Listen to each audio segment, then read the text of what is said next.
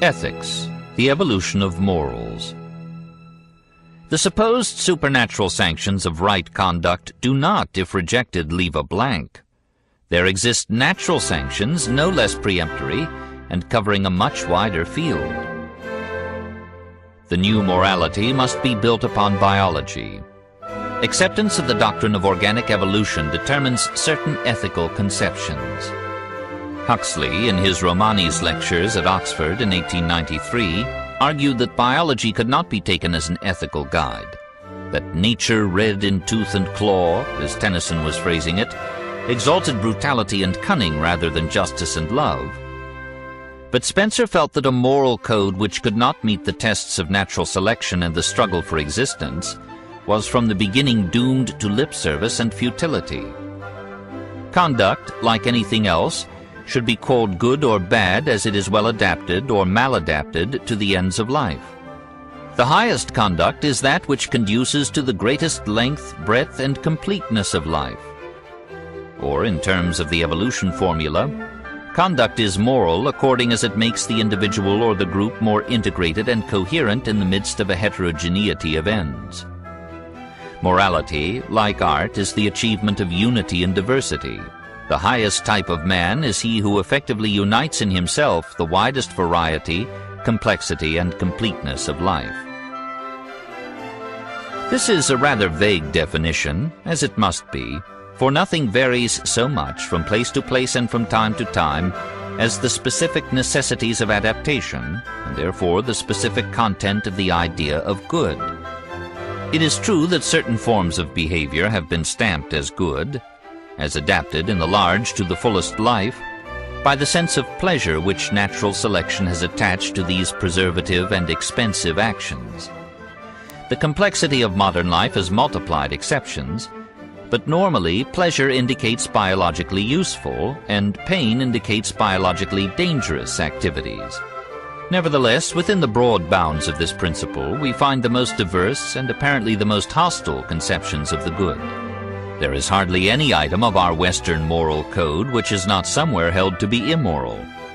Not only polygamy, but suicide, murder of one's own countrymen, even of one's parents, finds in one people or another a lofty moral approbation. But the association of pleasure and pain, on the average, with good or evil conduct, indicates a measure of truth in the idea, and it may very well be that certain moral conceptions acquired by the race become hereditary with the individual. Here Spencer uses his favorite formula to reconcile the intuitionist and the utilitarian, and falls back once more upon the inheritance of acquired characters. Surely, however, the innate moral sense, if it exists, is in difficulties today, for never were ethical notions more confused. It is notorious that the principles which we apply in our actual living are largely opposite to those which we preach in our churches and our books. The professed ethic of Europe and America is a pacifistic Christianity. The actual ethic is the militaristic code of the marauding Teutons from whom the ruling strata, almost everywhere in Europe, are derived. The practice of dueling in Catholic France and Protestant Germany is a tenacious relic of the original Teutonic code.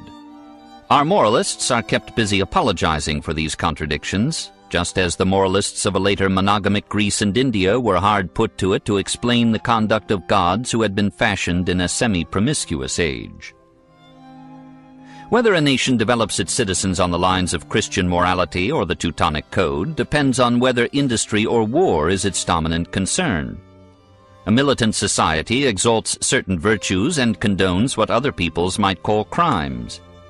Aggression and robbery and treachery are not so unequivocally denounced among peoples accustomed to them by war as among peoples who have learned the value of honesty and non-aggression through industry and peace.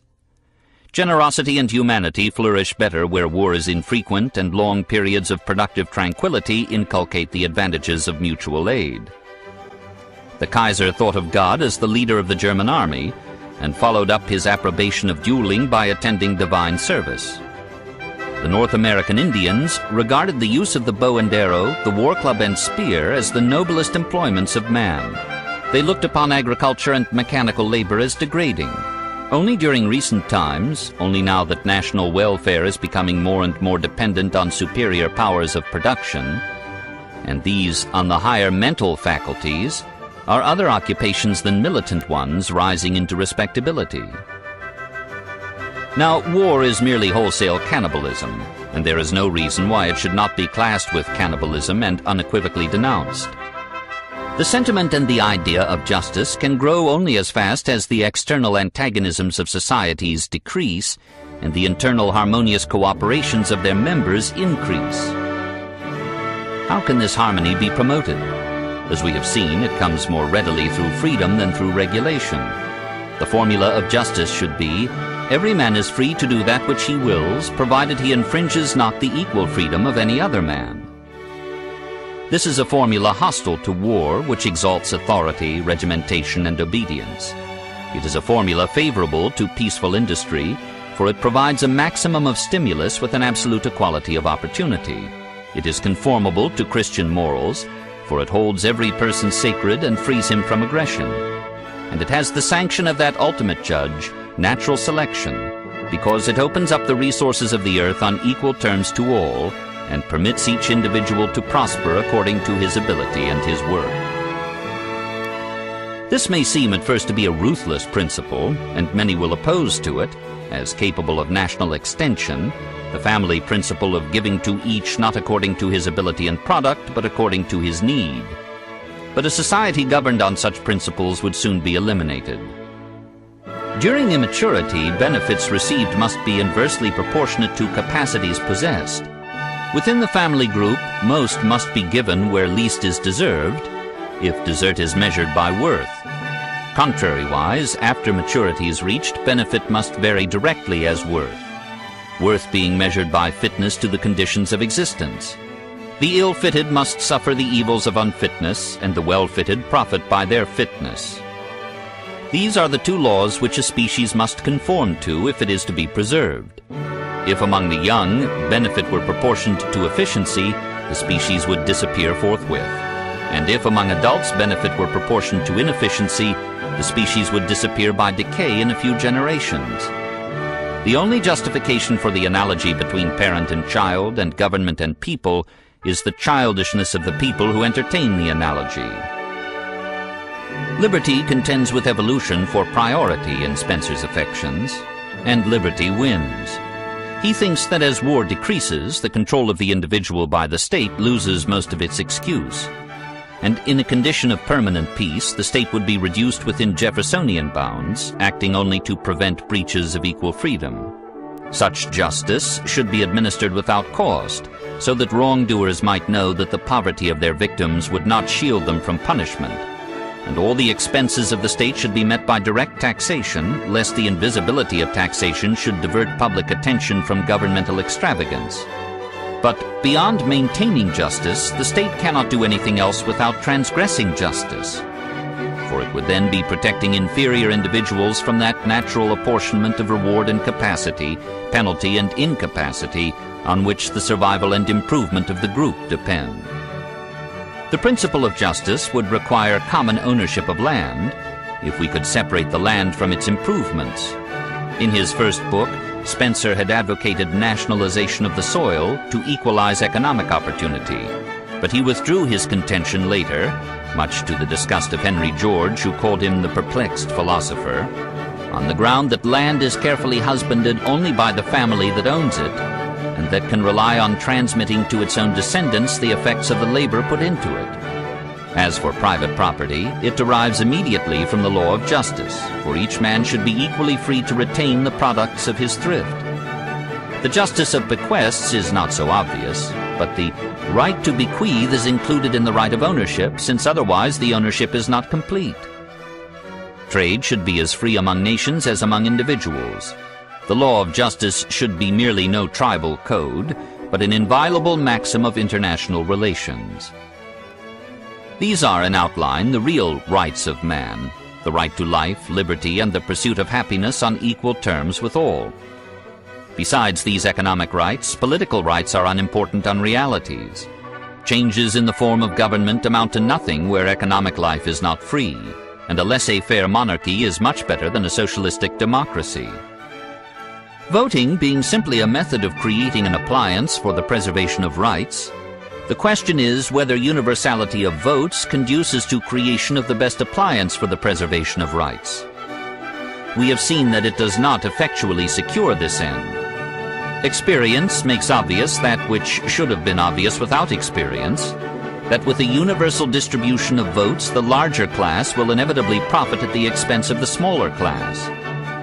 Evidently, the constitution of the state appropriate to that industrial type of society in which equity is fully realized must be one in which there is not a representation of individuals, but a representation of interests. It may be that the industrial type, perhaps by the development of cooperative organizations, which theoretically, though not at present practically, obliterate the distinction between employer and employed, may produce social arrangements under which antagonistic class interests will either not exist or will be so far mitigated as not seriously to complicate matters.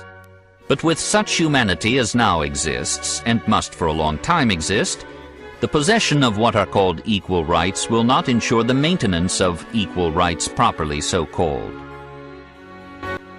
The conflict of egoism and altruism, this word and something of this line of thought Spencer takes more or less unconsciously from Comte, results from the conflict of the individual with his family, his group, and his race. Presumably egoism will remain dominant, but perhaps that is desirable. If everybody thought more of the interests of others than of his own, we should have a chaos of curtsies and retreats, and probably the pursuit of individual happiness within the limits prescribed by social conditions is the first requisite to the attainment of the greatest general happiness. What we may expect, however, is a great enlargement of the sphere of sympathy, a great development of the impulses to altruism. Even now, the sacrifices entailed by parentage are gladly made. The wish for children among the childless and the occasional adoption of children show how needful for the attainment of certain egoistic satisfactions are these altruistic activities. The intensity of patriotism is another instance of the passionate preference of larger interests to one's immediate concerns. Every generation of social living deepens the impulses to mutual aid. Unceasing social discipline will so mold human nature that eventually sympathetic pleasure will be spontaneously pursued to the fullest extent advantageous to all. The sense of duty, which is the echo of generations of compulsion to social behavior, will then disappear. Altruistic actions, having become instinctive through their natural selection for social utility, will, like every instinctive operation, be performed without compulsion and with joy. The natural evolution of human society brings us ever nearer to the perfect state.